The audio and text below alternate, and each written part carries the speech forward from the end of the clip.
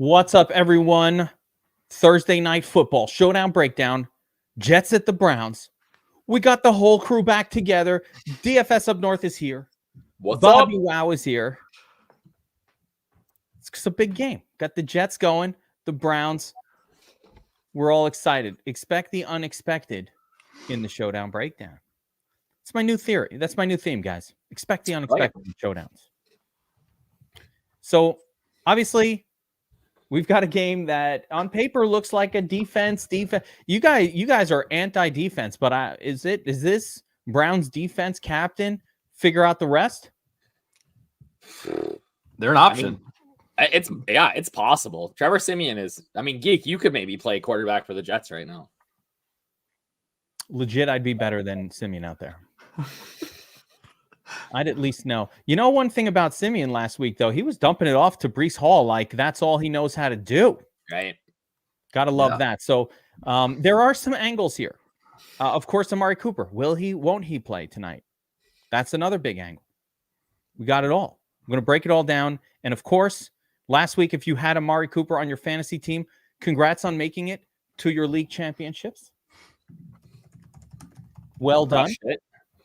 All it took was one Amari Cooper, and you got there. So for everybody who's in their championships and following this game tonight, I don't expect as much from Amari Cooper. Hopefully you'll get it going from someone else. But let's jump over to the matchup sheet, boys. DFS up north, you're out of practice on all of this. I know. I don't remember even how to do this. See, we got you I'm back. Like starstruck. This is like the first week for me. I know, right? We get him back now. Guy, everybody's like, what happens to DFS up north in mid-October? I just die. My job gets in the way. Does he still work here? Where is he? He hibernates with the elk and the huskies up in the north. The snow, although we have like literally zero snow. We got an inch and a half of ice, but zero snow right now. Oh, jeez. Yeah, it was awful. I'm supposed to go skiing tomorrow for a little bit, a couple hours, and there's no snow at all. It's just there. It's like gravel. Oof. I'm going to see how that goes. But let's take a look at his gravel. I'm going dirting, not skiing. It's going to be, we're going to put some rollers on the bottom of the skis and just go down cement. Brooklyn style skiing. Jeez. That's how we do it in Brooklyn. All right. Jets at the Browns in a game that does not project as a high scoring affair. Browns are down. I don't know if you guys know. They're down a bunch of their offensive linemen. Yes. They've been dropping offensive linemen like flies, and they're out. It's funny. I feel like we've been on the Joe Flacco bandwagon. Bobbywow, you put out the Joe Flacco call last week. He was on my sheet as well. But the first week that Joe Flacco came back, in my notes, in the pick sheet that I put out, I just said, everybody's counting this guy out, but I remember him with the Jets, and he was out there slinging it. Right? He's got nothing to lose. I said, imagine tomorrow. He's just out there slinging it. Like, what do I care? I'm here. I'm going to do my thing. And he's done nothing but win people millions week after week. But I do think some of that probably slows down tonight. So let's take a look at what's been going on here with Cleveland and the running back position. So just the snap count, 42% snaps for Ford, 37% for Hunt. And then Pierre Strong making an appearance, probably more a garbage time appearance, but Pierre Strong making an appearance at 16% snap count. So a three-headed disaster, mostly a two-headed, but a three-headed disaster at running back that rarely produces much. Ford 50%, and then the other two guys mixing in. And I do think that's what to expect. You'll see about Ford get about half the carries, maybe a couple targets. You're looking at 14 touches for Ford. Probably not enough to do a lot of damage, more often than not. Revenge game for Elijah Moore here. Amari Cooper, 34% target share last week. Obviously, he's been tearing it up. He'll see Sauce Gardner coverage most of this game, I feel like. Right. One interesting thing, again, about the Browns is it is not really like a turdly team. You've got David Bell and Marquise Goodwin kind of mixing in a little bit. Cedric Tillman operating as the sort of mostly full-time WR3. There is some in-game injury possibility with Amari Cooper here if he plays. He's got a foot issue. I think that's just one thing to highlight overall is, we saw last week, Kevin Stefanski was ready to get these guys off the field when the Browns took a lead. When they got out to a commanding lead, he was ready to pull Flacco.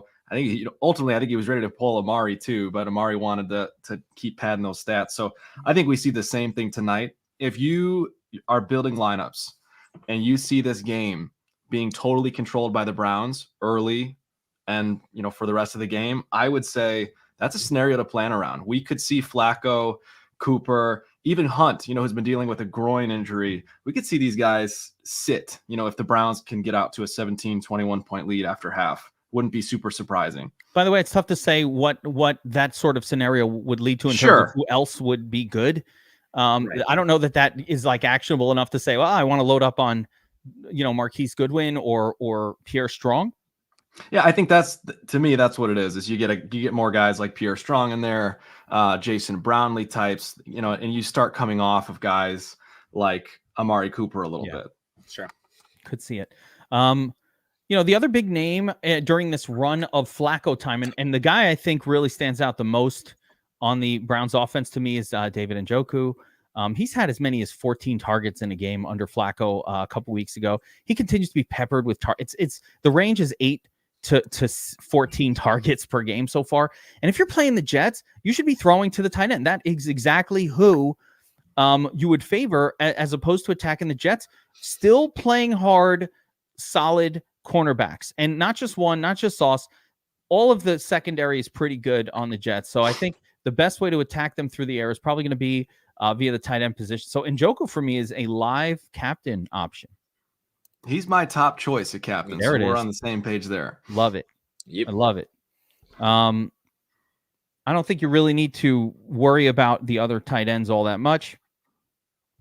As these guys are seeing almost like 1 or 2 targets per game. It's just nothing to be overly concerned about on the Browns. So let's shift focus to the Jets here on the matchup sheet. And this matchup sheet, by the way, is a tool we have at DFS Army. And if you guys are DFS Army subscribers, this is an important sheet. Like when you're analyzing a game, it's even Bobbywow and DFS up north. Like when this sheet isn't updated yet, it's like Tuesday. They're always like, when's that sheet updating? I can't do my sheet without this. This is an important research tool. Like just knowing my Bible. Count, it's like we set this up very specific so you can understand the game. And the 2 important numbers are the snap count, and the usage counts. And once you start to get those dynamics, not just of the year, but of the last week, you start to see things like, for example, Breece Hall, 56% snap share on the season, but 77% last week. And all right, what does that tell us? It tells us that the Jets are continuing to give Hall more and more of the opportunity share. So it's just important numbers to be aware of when you're breaking down these games. And that's why this is set up this way. But more important than what excited me last week in watching the Jets was how much Trevor Siemian checks down to the running back. That dude loves to throw to the running back. As a matter of fact, it's to the point where I think Breece Hall is a viable captain tonight. The Jets could lose. Like normally I hate a running back on a heavy underdog team, but I don't think it matters. I think they're going to continue to just have to check down to him, especially under a heavy pass rush. So I agree. Yeah. You guys on board with that? Yeah. So that's kind of how I'm seeing it. The backups, Israel Abanikanda. No. He was actually an interesting prospect coming out, by the way. A lot of people liked him, Izzy. And then Dalvin Cook is being effectively phased out of the offense almost completely. No need to worry about him. Israel will get some touches. What's the salary on Israel? Is he like a viable turd here? He's cheap. He's not min price cheap, but he's the cheapest pay down for me. That makes sense. That's not like a dart or a turd. Like I think he's a legitimate pay down because, like you mentioned, Dalvin Cook's he's been faded out. The Jets are leaning on their young guys here. So that's Abanikanda. That's Jason Brownlee is going to be playing over Lazard. And so I think these are some guys we need exposure to on the Jets side of the ball if we're looking to try and get some value. Yeah, outside of Wilson, exactly as you said, it looks like the Jets are trying to get a look at some of their young guys, Xavier Gibson, who's been like a geek favorite for the past few weeks. He's done a little bit of damage here and there as the WR2/3. And Jason Brownlee now getting worked in. And, Brownlee not an exciting prospect, but they hate Lazard. That's true. They do. They actively hate Lazard. Like, Lazard apparently is a douche in real life. Like, either that or it's just not working out. Like, there's something off with Lazard. He's not good enough of a football player, to be that way, but yet here we are. So he's a Rodgers guy, right? Yeah. Yeah. And after this, the Jets actually lost Ruckert, a promising rookie tight end that had been on the up and ups and actually getting some of the snaps and taking away some of the work from Conklin. So I'm back on the Conklin bandwagon here as well. I think he's one of the better ones. DFS Up North, you agree? Yeah, I like Conklin. Like, again, you got a crappy quarterback. He's going to throw it to the tight end. That's what ends up. And I saw this. I feel like I almost feel bad I didn't really talk this up last week, but you want to play tight ends against good defenses. The better the defense, the more the tight end tends to get involved. And we saw it with 49ers last week at the Ravens as well, where Kittle has his game. Those are the games where the tight ends tend to come through, which is why Njoku going up against a good Jets defense is an interesting play as well. Conklin he's been targeted 29 times over the last 4 games. That dude is very involved. Yeah. I do think though, just to say it out loud, Yeboah is the backup tight end now. Okay. He's intriguing. Okay, if you're looking for a super punt min price Turdley dart, I think Yeboah is actually playable in that role. So I don't know that I'm playing anyone else from like Abanaconda down outside of Yeboah. Have you seen this guy? Have you heard of this guy at all? Nope. Jets fan. I was man. Okay. Because there's Ruckert. Ruckert was getting that role. They got another rookie in there named Kuntz who hasn't played at all. Just a rookie. And Yeboah is the one. I don't know anything about him. Nothing. You got a target last week. Yeah. I mean, he's out there on the field. He got a 25% of snaps. So he is definitely the guy that they've been bringing out. He's athletic. The dude can catch. Got out. The Jets. So let me put it like this. The Jets do play double tight end on the field frequently. So before you were seeing Conklin, he had that 70% season long. And then you had Ruckert, who had about a 50% snap count. So they were on the field a bit together. So I think Yeboah will get that. And quite honestly, Ruckert was getting the targets. So it could happen again with this other guy. Underdogs have killed all year in the spot. 5-1 Jets onslaught. I just not what I would do. Yeah, Probably not. Probably not. Now with Trevor Siemian. I do have some overall thoughts on this game, though. So now that we've kind of looked at the snap counts, some general thoughts on this game strategically, and then we'll get into the cheat sheet. But obviously, this is a Thursday night game, and we have 2 very, very good defenses going up against each other. I think the big difference between the 2 teams is the Jets' offense is shit. Right? Yeah. It's really bad. The Jets on the road against a top defense is a very, very, very bad play. It doesn't mean that the Jets can't do anything and all of their offensive pieces will be garbage. That's not what that means. But, if you've watched the Jets for a while, I mean, it's one thing to get it done at home against a bad team. Last week, the Jets went up against the worst defense in the National Football League, and the offense didn't look that good. It didn't look horrible, but it didn't look good. It didn't look that good. And that was against the command, like a team that everybody looks good against. You know what I'm saying? So what's going to happen when they go up against a team that's dominating everybody defensively? All of the city of Cleveland. I mean, even Scotty Newman is a Cleveland Browns fan. Like, he called me up today all excited. The whole city's up in they're about to clinch the playoffs and the Browns fever is going crazy in Cleveland. That's not a spot where they overlook a game No, they're going to come to play. Yeah, I don't see a lot of offense happening here on the Jets. The only thing working against Cleveland to me is all of those injuries on the offensive line against a good Jets defense means we might just get a back and forth defensive sort of like shitstorm. I think that could happen, right? I think that's more likely than people give it credit for. Because everybody's, rightfully excited about Joe Flacco. He's been a ton of fun. He's been putting up big numbers. This is the first real test that Flacco's had since taking over his start. It's his 5th game of the season. I think more likely than not. And there you go. No offensive line. So this one could turn into a little bit of a grinding contest. The only thing I think the Jets have going for them, Geek, is that, this is kind of like trying to read someone in poker, trying to read a bluff or the tell face of someone who's never played before and doesn't know what they're doing. The Jets have nothing to lose. Trevor Siemian, whatever happens just happens for all these guys. I mean, there's some young guys, I think, that want to showcase what they can do. They'll get some opportunities, but at the end of the day, the Jets, they're playing with house money. So that might be the best thing they have going for them. They got nothing to lose. I'm not convinced that Saleh is a good coach. Neither am I. I was going to ask you guys about that. I don't know how to judge a coach based on Zach Wilson. Like, effectively, his whole career as a head coach has been marred by Zach Wilson. You cannot judge that. But the defense plays well. I'm not going to judge the guy. I'm a harsh critic. I'm a harsh critic of the Jets. Yep. I'm not going to judge a guy. Zach Wilson is so terrible that no coach could have coached him properly. It's impossible. Whiny little bitch.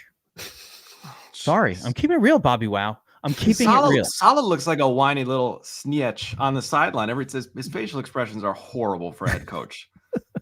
All right, not great. Okay. We're going to get into the cheat sheet here. We're going to talk through the positions, our favorite captains and all of that. I do want to mention a couple things we have going on here. The season of giving at DFS Army and Sharp. So we got to mention these things. Number one, DFS Army, VIP, and every other subscription we have, the Pick'ems with the Proptimizer tools. NBA only. Maybe you're an NBA guy.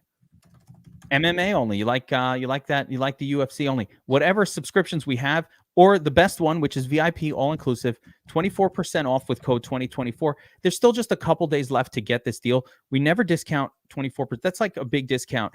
I'll give comparisons, guys. VIP at DFS Army with the optimizer, the domination station, the cheat sheets, everything else is $79.99 a month. You take off 24%, $714. It comes down to $59.99 a month. By comparison, competitors like Roto Grinders, Stochastic, Run Pure, whoever they are, they're all charging about $150 to $175 for a similar subscription. And a lot of them are raising the price and splitting up the sports individually. I think Stochastic is going to be in the range of $400 a month if you want all the sports. Now, why do we keep our prices different? We have as many people winning or more. Why do we keep our prices lower? Because DFS Army is all about the everyman. Average Joes competing on a level playing field with pros. I refuse to raise it. I want regular people to have access to these kind of tools. I want regular players. You don't have to be a professional to kick ass. So promo code 2024 gets you 24% off. In addition, over at Sharp app, DFS Army sports betting wing, sharp.app, 40% off all of the subscriptions through year end. All the sports betting tools, the Discord, Statsational, who everybody loves, giving out his plays, the top props plays with Mutt and Mandis and all those guys, the prize picks, the FanDuel, the props, everything covered. It's 40% off. Go check it out, sharp.app. Download the app. It's a really good deal. Yeah, it's locked and loaded for this week. All right. And the other thing, with the prop stuff, I've been using that for the new pick six thing that is available in some states. Yes. It's awesome. You know what state it's not available in? New York. Not my state. Yeah. I can't get access to any of this shit. Oh, but I just go on the sports book, so it doesn't matter. Yep, it doesn't matter. But those pick'em games are not available in New York. Yep. I got to get out of here. Florida, calling your name. Florida. I'll be there soon. North. I'll be there soon. Get those kids out of the house, down to Florida. It's in the works. All right, guys. Cheat sheet. So take me through it, Bobbywow. You put the cheat sheet together today. Take me through the captain position. Amari, Breece Hall, I see 3.5. David Njoku 4. Browns defense in there. So take me through your favorites and give me some reasonings here. I think we've already covered it for the most part. I mean, Amari Cooper, we saw what he could do. He put up just an insane amount of points last week. He's heavily involved. Him and Joe Flacco gush over each other every time they come up in conversation. Amari's a guy that could be the captain in a game like this, and, with scoring half as many points as he did last week. So it's not like we need to chase that 50-point game necessarily. But he's a guy that can put up 100 yards and a touchdown against any defense. So I think he's live as captain. Breece Hall, we talked about the volume.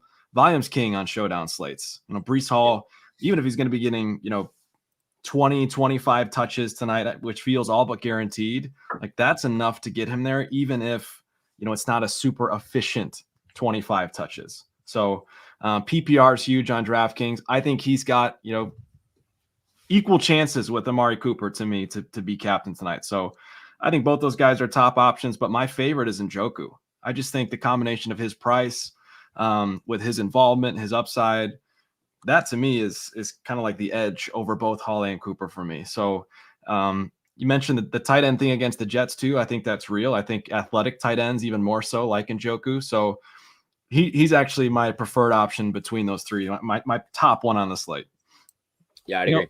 We recommend if you're doing 20 max, picking one captain and just doing that. I think one of the big reasons a lot of people lose in DFS is they try to spread their wings, especially in 20 max, giant contests, right? You're not winning that by spreading out between 5 different captains. No. So given these choices, and I'm going to give you both an opportunity here. Let's say you're doing 20 max. You're going to you're forced to pick one captain for all the monies. Which captain are you going with? Let me look at ownership. It's Njoku for me. It's Njoku or Breece Hall. I just want to see ownership. Looks like Njoku captain ownership for Hall 12.5%. Captain for Njoku a lower 8.5%. That's probably Njoku. No captain is exploding in ownership. Even Amari Cooper. Why is Jerome Ford so high? Which one? Jerome Ford. I'm surprised at that. I don't really get it. Right? Heavy favorite starting running back, but unless one of those other running backs is out. Narrative. I mean, Jerome Ford, has he scored more than 15 in a game where everybody was healthy all year? I don't think so. I don't think he's done it since early this season. To me, it's number one, the Jets are vulnerable to the run. If you can beat the Jets a little bit, it's with the run. Jerome Ford's the number one guy. I know this is snap share, but the Kareem Hunt lingering groin injury is weird. There's something weird about it. I think the Browns will kind of lean off of him if possible. So to me, we could see Ford kind of grind this thing out if it gets, later in the game and the Browns have a lead. That's where I'm at. But it is higher than I would think. What about Flacco? Is Flacco a legitimate, viable captain play?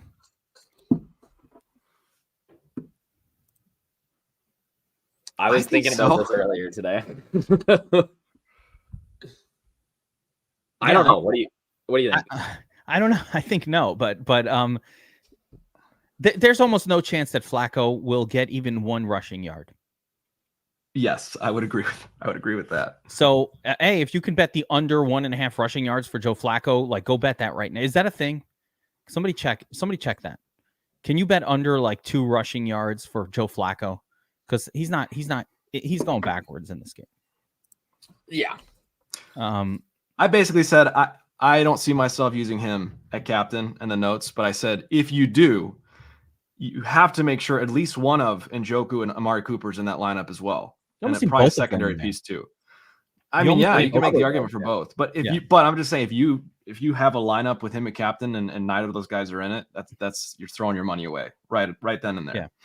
I'm looking at some of these salaries. So Garrett Wilson's the other guy. Listen, matchups aside, right? Sometimes you should just throw out the matchup and say, there's a real sharp analyst out there, Derek Carty, right? He's a big modeler. And he always talks about how when he talks about like DVP and defenses, and you have to negate that. Don't worry as much about defenses as you kind of think you should, right? Like they're not as important as you think. Can Garrett Wilson just pop off here out of nowhere? Mhm. You know, it's a terrible matchup. Cleveland should dominate the Jets. Could it just be like Wilson just does it? Yeah, we talk about all the time. We'll come on the show again tomorrow and we'll talk about how crazy it is that, one dude popped off, and then we'll say, but like we always say, expect the unexpected. This is a 1-game sample size. So absolutely. We're We've done going it before. 15 targets with Simeon last week. Yeah, that's what I'm saying. Like this guy is getting all of the looks. I think his target share is like 38%. That's not a normal number for anybody. Like to get a 30+% of the targets from anybody, you have to respect that. So I think Garrett Wilson, again, becomes interesting. Again, with the macro being in this game, I fully expect Cleveland to just dominate the shit out of the Jets and put a beating on them. Sure. But we saw the Raiders put a beating on the Chargers. I think it was 2 weeks ago on Thursday Night Football. Maybe it was last. The weeks melt together. It was 2 weeks ago, I guess. But even in that game, the Chargers wind up getting big numbers because they were down 62-0. And at some point, you get some garbage time. Yeah. And like, players from that team. So you never know what could happen. Ended up in the nuts. Yeah. Now, with that being said, I don't expect any sort of massive scoring from either team here. This is a low-scoring stinker. And 34. That's one of the lowest totals of the year. Yeah, one of the lowest totals of the year for good reason.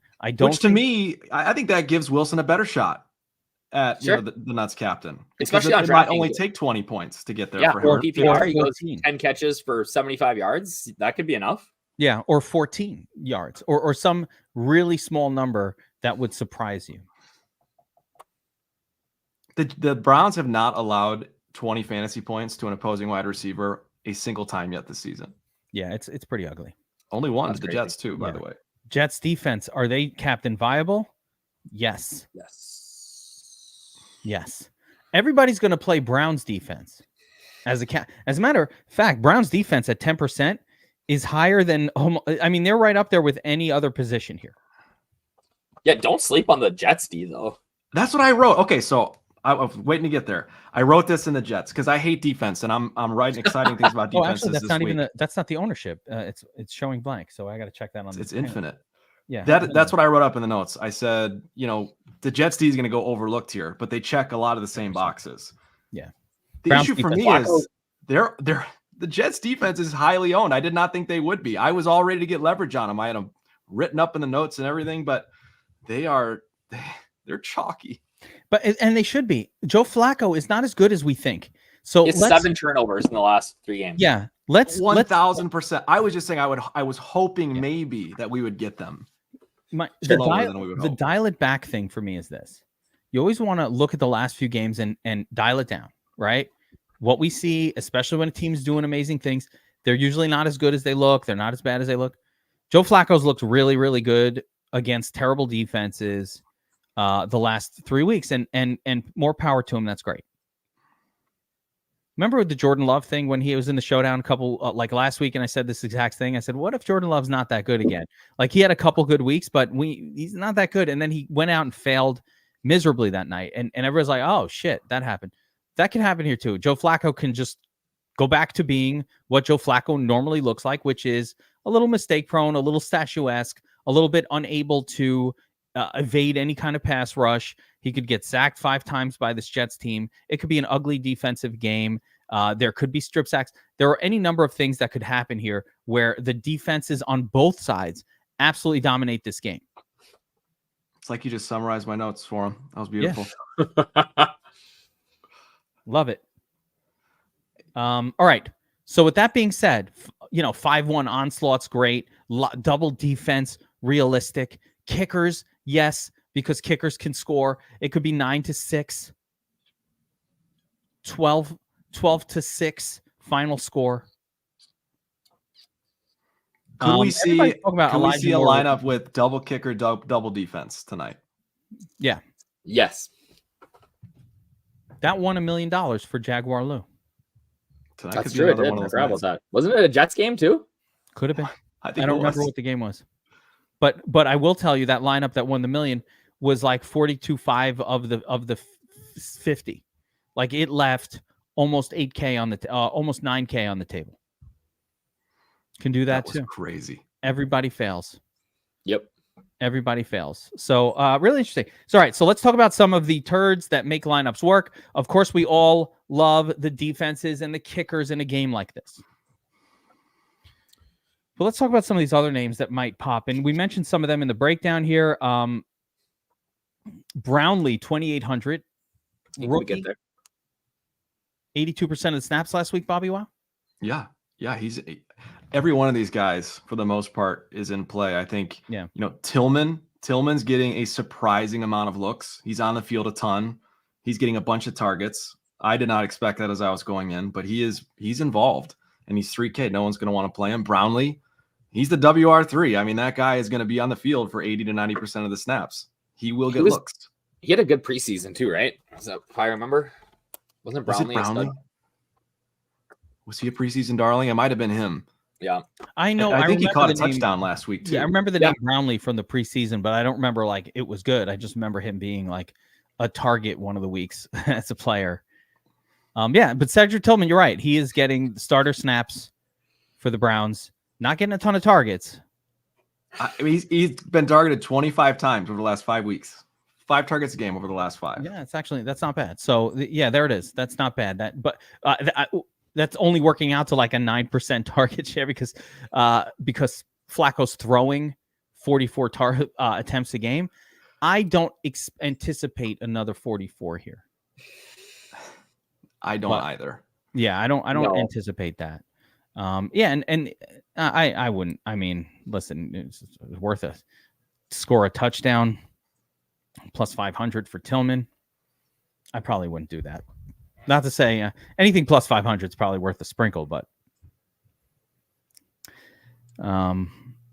anybody else of interest here? It looks like all turds. I don't. Marquise Goodwin. He's might not even play. Yeah, I don't think Goodwin's going to play, and he's splitting with David Bell, wide receiver. Is weirdly not. Okay. It's kind of weirdly not very turdly. I don't think that's how you're going to get there today. So let's see. Yaboa. If you need him in price turd, I cannot believe we're talking about Yaboa. Yaboa, he's your boy. I don't know about him. All right, but you're right. There's no real other. Browning. I don't think you'll need him in price turd. I'm just saying if you're trying to get real silly for the millie, he's an option. I think a very common. So we have a couple of different ways to build. I think Njoku is a comfortable way to start your lineup, right? He's that guy. You want Breece Hall in there? Sure, why not? Want to get some Browns defense going? Maybe some Jets defense in the same lineup. From here, Yaboa captain for the only spend 30K of the salary approach. From here, 88.5, right? You need to pick one. You know what's interesting? Like after these expensive guys, it's just a precipitous drop. Like Ford is too expensive at 8,400. Simeon is just and then it's just expensive to get to these top guys, isn't there? It's kind of a weird thing here.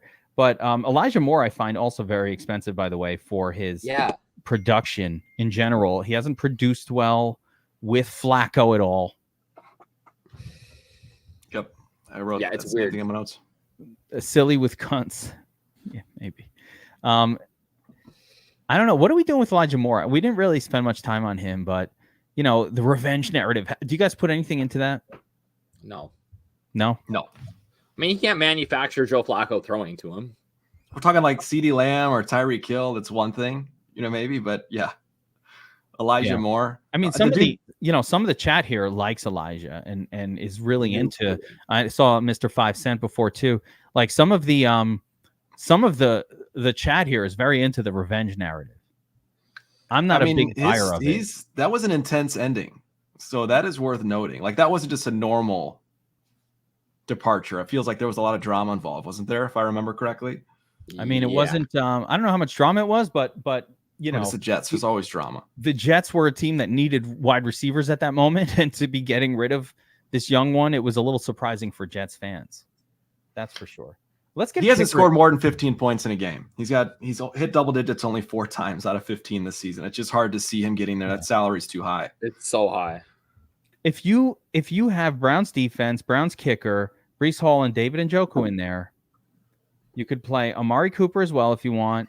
And then from here, I've got 1,700. I can upgrade off of Jets defense if I wanted to. I can get Tyler Conklin, who I actually don't hate that idea, but I also kind of like this the way it is. So yeah, I think having a defense and a kicker in the lineup is probably a good idea. I don't mind double defense. I don't mind double kicker in this style of game. The lower the total, the more viable that approach is going to be. And yes, playing Cooper is very chasey, but the flip side of that for me would be,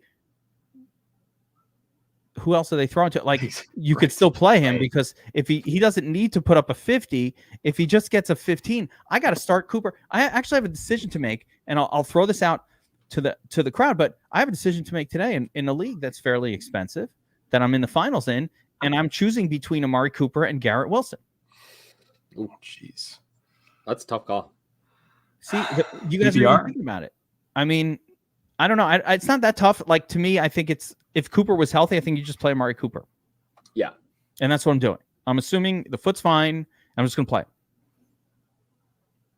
But, and John Gary says Wilson. So there you go. Like, I don't know.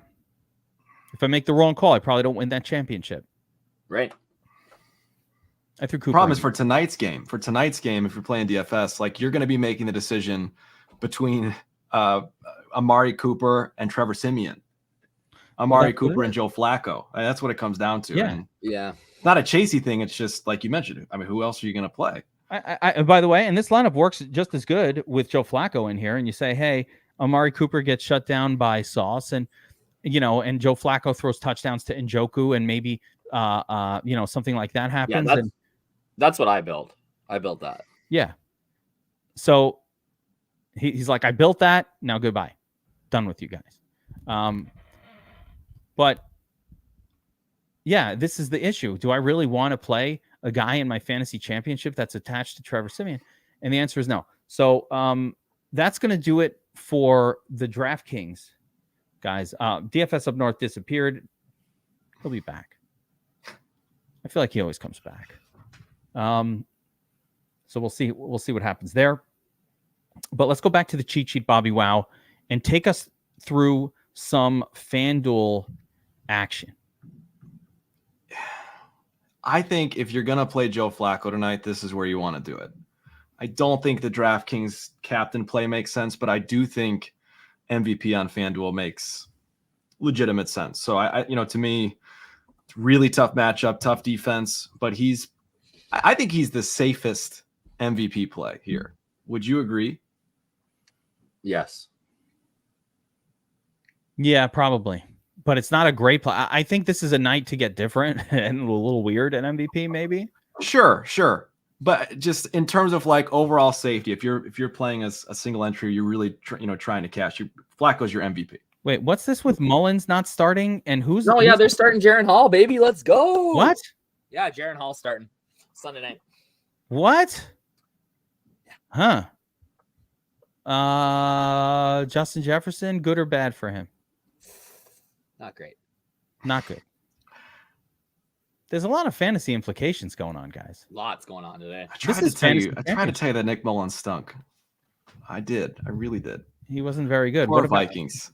I mean, I wasn't planning on starting Mullins in my championship. I'm just saying, like, maybe I've got a team where I'm looking at starting, a pretty shitty quarterback. Maybe I need to pick up Hall. Yeah, like the list of NFL starting quarterbacks is so bad this week. It's insane.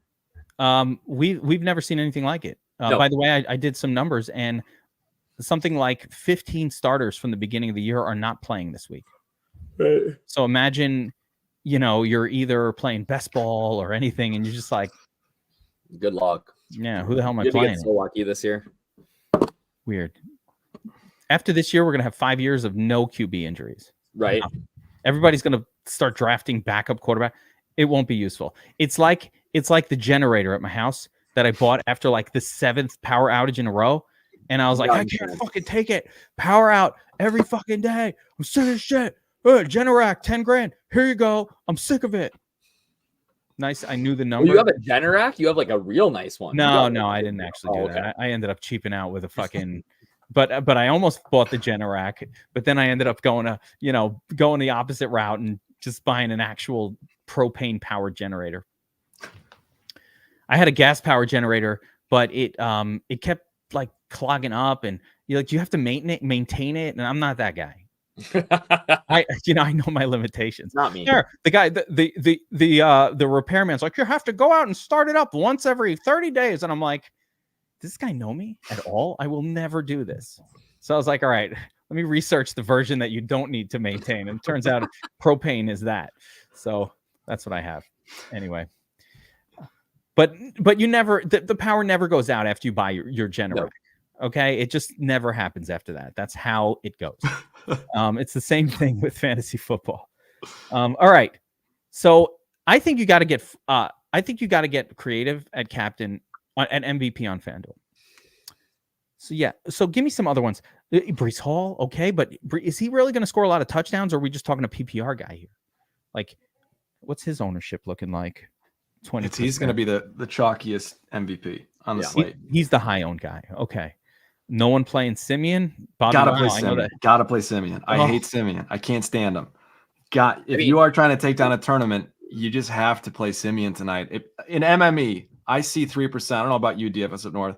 I see that and I say, I'm gonna put together 150 lineups, and 30% of them will have Trevor Simeon as the MVP. He's a quarterback. Quarterback on FanDuel. I think how often does this happen? Just the last 5 weeks, we talk about this on these podcasts. Every other showdown, there's a bum that scores well, a quarterback or a running back on FanDuel that ends up the MVP. I swear. Started with Aiden O'Connell. A bum quarterback can get there. Yep. Although Simeon is balls. He is really bad. He's no worse than AOC. I think he's better than AOC, but AOC got there. Man, I don't know if he's. Do you think on FanDuel, Bobby? I mean, obviously, both defenses could potentially be there in the MVP, right? Yes. Yeah, probably. In a 34-point total, I think you might need to consider the kickers too, right? Like, yes, I think it's 13, 14, 15. They'd be the highest scorer, but that's to me though. It's I would say 5 times more likely that Trevor Simeon scores higher than a defense or kicker. That's why I was Simeon on that. I would agree. Even though he stinks. He stinks and all of that. But yeah, and by the way, you never know. Expect the unexpected in a football game. Oh, the Browns are the best defense. And then you go out there and the Jets tear them up. Did we not watch this exact same thing happen time and time and time again? Didn't we watch like a mediocre just a few mediocre offense? I think it was the Thursday night football game with the 49ers and the Vikings, where the Vikings come out like with a backup quarterback, or maybe it was a Cousins game, and just tore through the 49ers in a game where we're all like, oh, it's a defensive battle. And like, no, they're putting up 35, 40 points in a game. Yeah, for sure. I don't remember the exact numbers, but this happens all the time. So we already know what the obvious approach is, which is a defensive game. No one does anything. But that is not how you win the tournament. To win the tournament is by just figuring out something a little different, or how it could go that we weren't quite expecting. And one of those is Trevor Simeon has a big game. Like that is, no one is expecting that. Absolutely no one. I think David Njoku's a reasonable captain, but at that point it's Flacco. Yeah, I think Jerome Ford too. I was hoping we'd get Jerome Ford at single digits because I think he's a really intriguing MVP option on FanDuel. Agreed. But he's looking a little shockier than I would like. Outside of the captain play, so of course flex plays, Flacco and Hall and Cooper, they're all good. Even Trevor Simeon, if you need him. Man, Wilson's too cheap on FanDuel, and I get that you don't get the PPR, but I think Garrett Wilson's too cheap on FanDuel. 11.5 is very inexpensive for a number one wide receiver. Conklin's priced really well on FanDuel. He's my favorite value play. This is where you want to go, guys. Yep, that's your guy. Yeah, that's the guy. Conklin opens up everything. At 8K, you could do whatever you want. The cheap kickers, FanDuel is like, is there anybody really cheap we got to worry about? Bobby, of course, I got to click them all. Anybody really cheap that we really need to worry about too much on FanDuel? I see a lot of turds. I think if you're doing MME, you'll want some Pierre Strong. It feels like a game to me. I think we'll get to the fourth quarter and the Browns will be up by 17 points, 21 points. Pierre Strong is going to get a couple drives. I think on FanDuel, you're going to want to account for a guy like him sneaking a touchdown in terms of flex options. So, to me, he's probably the one that stands out the most. Again, Yeboah. I just feel like he's going to have a couple catches. More likely to get there on DraftKings. But otherwise, have some Izzy, have some Pierre Strong in MME. Sure. But that's all. That's where I'm at. Yeah, the main guy does seem to be Conklin though at this price because he's going to see, he'll see 5 to 9 targets. Yes. So he can ask for at 8,500 or at 8K. I mean, that is just once you do that on FanDuel, you can afford anything. And especially when you add in the fact that it's like you want to play these defenses and kickers. So it's not like, oh, I'm forced to play a kicker or a defense. You pretty much want to get one of those like guys. Browns defense in some of the. I feel like you need one of these defenses in your lineup. If it's not Browns, it's Jets. The Jets defense is the alt play. Like everybody's focusing Browns. The Jets could dominate this game defensively. Yeah. Can I ask one thing? I know we're going to wrap up soon, but I think both backup kickers are going to be kicking. Does that change your strategy at all in terms of wanting to get kickers into the lineup? No, not for me. I refuse to even acknowledge who the kicker is or that matters. Okay, I just saw Zerline is playing. So he's confirmed playing. Yeah. Okay. But Riley Patterson is the backup. DFS up north. Josh, you tend to know if a kicker is good or not. Like you pay attention to that. How do you feel about what Bobbywow just asked? Do you care? Does it matter? Not really. I mean, Greg Galega is good. Obviously, he's hurt, but does that mean that it's hard? Like, what are their coaches going to do? It's so much depends on the game flow too. You know what I mean? Like with these kickers. But I mean, Patterson's been good over his career, and so has Zerline. So I mean, I don't think there's any. I think when we've been talking about defense, I want to make lots of lineups with like.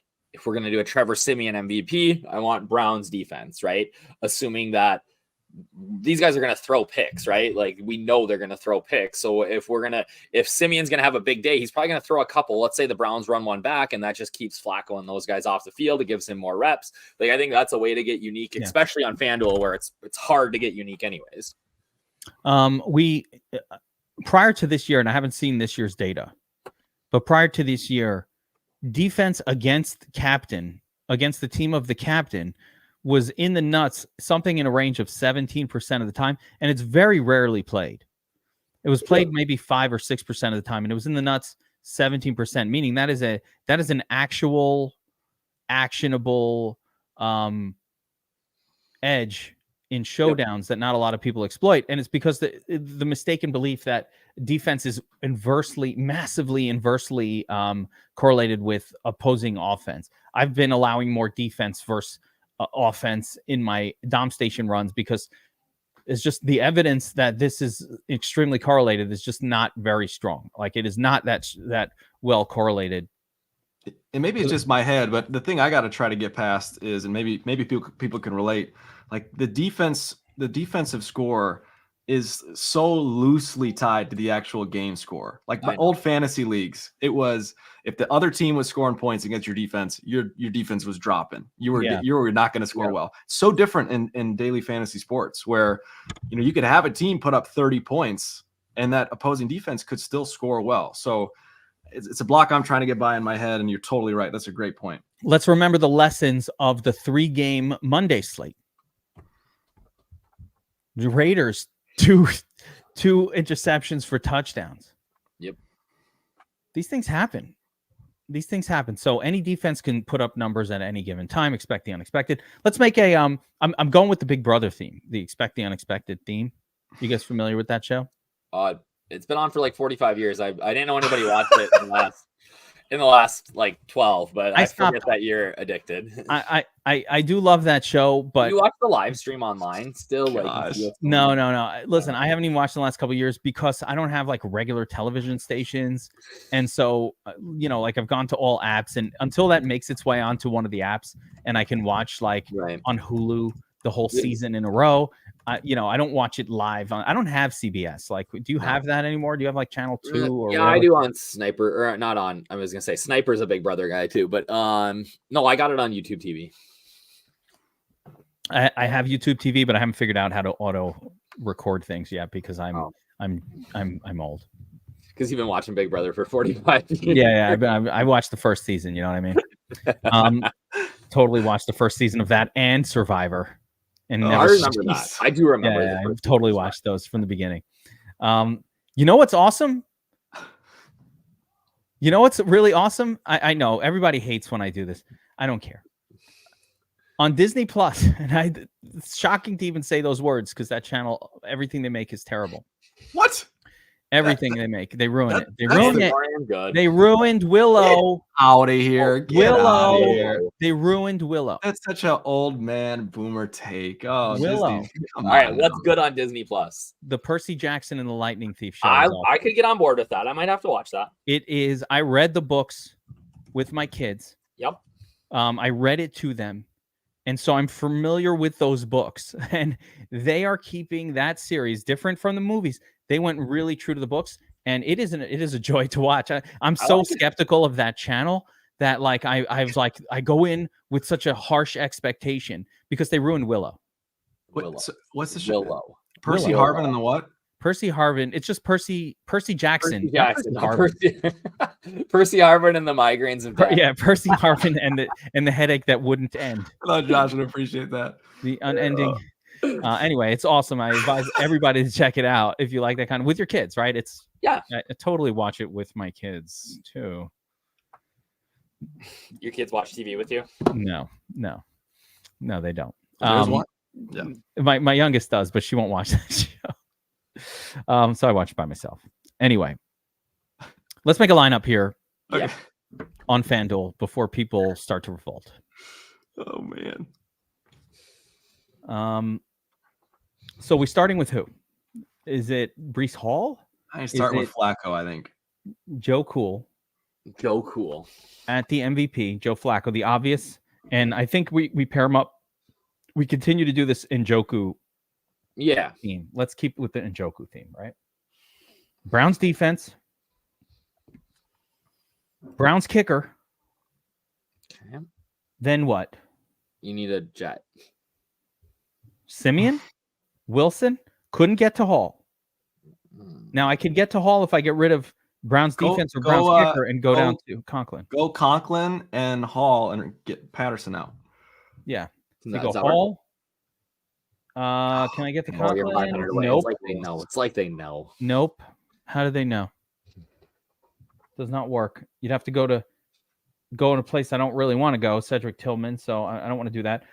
You know how it works? You have to get rid of Cleveland defense, which I also don't want to do. But that's how you make it work. I think Jets defense too. I think we're ignoring Jets too much. Jets defense, and then Cleveland you go defense. Conklin. Then you can go Conklin. And you go. No, you're way over, Kevin. Oh yeah, no, I got to get rid of. Oh man, we're right back to the same spot. What defense is in there? Trevor Siemian. I guess you throw. I don't think I want to throw Simeon. He stinks. I'd rather go with freaking like kicker. I'd rather do it like that. Simeon had a good year in Denver. He did. I'll give him that. The Jets are no Denver. But his nothing jumps off the page with Simeon. He's just no arm strength, no mobility. He's just not that good. Why would they have Boyle and all these other turds ahead of him? Yeah. That's what it comes down to. Yeah, if Boyle, yeah. God, Boyle is the worst. He was bad. So again, let's just bring this all back home here. Bring it all in. Everybody thinks that this is a defensive matchup. Probably is. Both teams are going to struggle. Number one is, how do you take advantage of that? Defenses, kickers. be sparing with these offensive players. But the two guys on the Browns that have been tearing it up, Njoku and Cooper, sure, why not? Right? Flacco, could he do it again? Yeah, right. Why not? But don't discount the Jets defense kind of making this into a stinker. Mm-hmm. I don't expect any offensive players to go bananas here. As a matter of fact, going back to that season-long question, if I had any other options that had a pulse besides Cooper and Wilson, I'd probably just do that. Like anybody with a pulse, I'd probably play ahead of these guys. But if you want to be different, it's like, okay, play the version where the Jets offense is functional. Wilson and Conklin and maybe even Simeon together, just to get crazy silly for the Millie. Sure. You could play a version where Flacco tears it up. I don't even think the Flacco tears it up is that crazy, because even if they don't tear it up, probably Jets aren't tearing it up either, and you get the 12, and that's enough. I think some of these turds like Cedric Tillman and guys like that, like you need exposure to, especially in MME, or even just a like single entry and hope that you get lucky, right? Because like with a low scoring game, if one of these guys falls in the end zone, they're in the nuts. Like no question. Those tight ends are so much more likely to get that done. Yep. I really think maybe Tyler Conklin is the sneaky play of this one. I don't think it. Like, I don't think it was sneaky, but you he's don't think that's phenomenal. sneaky? Yeah. Kenny, your boy, is that his name? Your boy? Holla at your boy. There you go. I love a Bobbywow under the radar call as much as anybody. I just don't think you need it. That's like, if you needed a min price guy, I think he's going to put up a couple points. What I'll say the negative to that is I think he could get those 3 receptions and get the 7 points and not be there. So like, let's say that even happened. I don't think this is that game where it matters. Sure. I think the turd that ends up in the nuts tonight is one of the backup running backs. It's either Izzy or Pierre Strong. I think one of those guys ends up scoring a touchdown. What about Hunt? We didn't talk about Hunt at all. We just ignored him completely. Because he's even more middling than Ford. Well, yeah. What's his price? Oh, he's like price. Well, yeah, but I kept finding myself on him as like the last guy in on my lineups, and that was annoying. He is so unlikely to be owned. Yeah, he is. I mean, he's between Browns and kickers, and also Conklin's floating right next to him in the price range. So low owned. Like Hunt has done it before. It what did I write about Hunt? There was something about Hunt. Yeah, I mean, he gets 10 touches a game, but he hasn't scored more than 10 fantasy points since week 8 and rarely scores. Right. Ford gets hurt. Hunt does his thing, scores 16, and is the nuts. There you go. Oh, my gosh. Could be. If you get 16. All right. Prediction. All right. So on that note, how many points do you need to be the nuts captain today in this game? 19. It depends on from who, right? Like price ranges. I'm just going raw points here. Okay. What is the nuts captain going to score in raw points?